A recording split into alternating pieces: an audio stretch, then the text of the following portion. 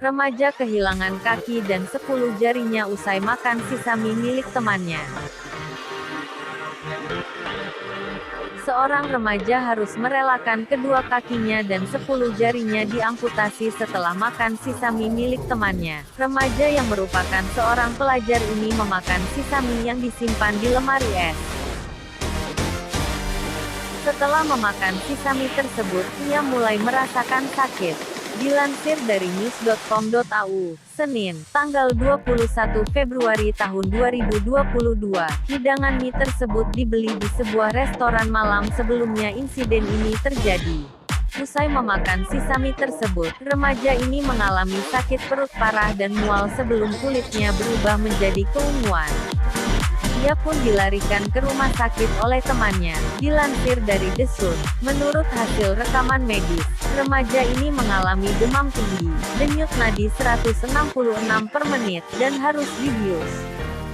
Insiden ini menjadi viral setelah sebuah video reka adegan dibuat menurut laporan tahun 2021 di New England Journal of Medicine. Setelah sepsis, komplikasi infeksi yang mengancam jiwa, menyebar ke anggota tubuhnya. Remaja ini terpaksa harus merelakan 10 jarinya serta kedua kakinya di bawah lutut. Pelajar yang diidentifikasi bernama JC dalam video YouTube yang menggambarkan kasus tersebut merasakan sangat sakit sehingga harus dibawa ke unit perawatan intensif. Rumah sakit lain dengan helikopter untuk perawatan lebih lanjut. Dia sebelumnya tidak memiliki alergi, sudah menerima vaksinasi semasa kecil dan bukan peminum alkohol berat. Tetapi ia bisa menghabiskan 2 bungkus rokok seminggu dan konsumsi narkotika setiap hari. Pasien masih sehat sampai 20 jam sebelum makan sisa mie. Setelah ia makan sisa mie, barulah mengalami hal ini, menurut laporan tersebut.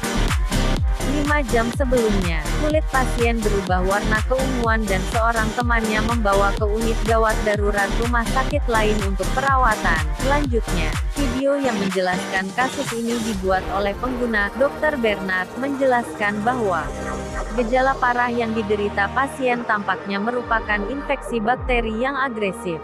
Dia menderita gagal ginjal dan pembekuan darah dalam waktu 24 jam setelah makan makanan sisa. Tes darah dari rumah sakit pertama menemukan bahwa darahnya mengandung bakteri Neisseria meningitidis. Dr. Bernard menjelaskan, ketika bakteri hadir dalam darah, pembuluh darah seluruh tubuh melebar, menurunkan tekanan darah, mencegah oksigen masuk ke organ. Gumpalan kecil terbentuk di mana-mana, karena mereka bersarang di pembuluh darah kecil yang menghalangi aliran darah. Lanjutnya, saat tangan dan kakinya menjadi dingin, mereka kekurangan oksigen, imbuhnya. Ketika jaringan kulit kekurangan darah, ia mulai berubah menjadi ungu dan membusuk dalam proses yang disebut nekrosis. Meski kondisi pasien stabil, jaringan di jari-jarinya mengalami gangren, begitu pula kakinya hingga ke kaki. Dia dipaksa untuk merelakan 10 jari diamputasi, serta kedua kakinya di bawah lutut. Bakteri yang mengancam jiwa diketahui menyebar melalui air liur. Teman serumah JC muntah setelah makan beberapa makanan malam sebelumnya, yang tidak diketahui JC sebelum dia mulai memakannya. Dokter menemukan bahwa meskipun JC telah menerima vaksin meningokokus pertamanya sebelum sekolah menengah, dia tidak pernah mendapatkan suntikan booster 4 tahun kemudian ketika dia berusia 16 tahun, yang direkomendasikan. Dr. Bernard menggambarkan insiden itu sebagai kecelakaan aneh, meskipun tidak jelas apa yang menyebabkan makanan tersebut mengandung bakteri. JC sadar sekitar 26 hari kemudian dan kondisinya membaik, meskipun dengan hidupnya berubah selamanya.